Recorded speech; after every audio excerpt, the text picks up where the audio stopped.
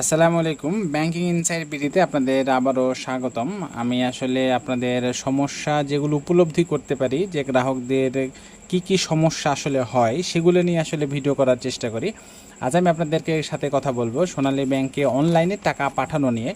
আপনারা মনে করেন যে যেই শাখায় অ্যাকাউন্ট সেই শাখা ব্যতীত অন্য শাখায় থেকে যখন অন্য কেউ টাকা পাঠাবেন তখন আসলে আপনাদের যদি 50,000 টাকার বেশি হয় আপনাদের একটা ভোটার আইডি কার্ডের ফটোকপি চাওয়া হয়।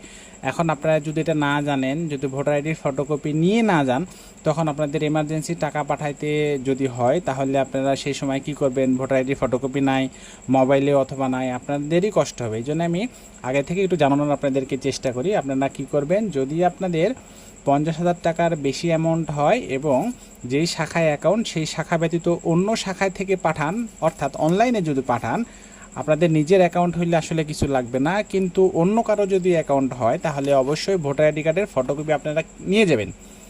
শুধু জমা দেওয়ার ক্ষেত্রেই না, অনেক ক্ষেত্রে যদি আপনারা টাকা উঠাইতে যান, বেয়ারার চেক হয়, তাহলে বেশি টাকা হইলে 50,000 টাকার বেশি হইলে ভোটার আইডি কার্ডের ফটোকপি চাওয়া হয়। আপনারা সাথে করে 1 কপি ভোটার আইডি কার্ডের ফটোকপি নিয়ে যাবেন।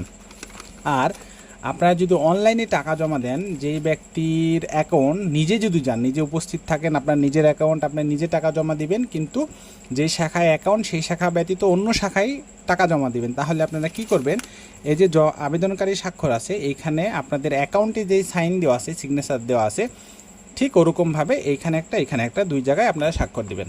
আশা করি আপনাদের কাজে লাগবে বিষয়টি। ধন্যবাদ।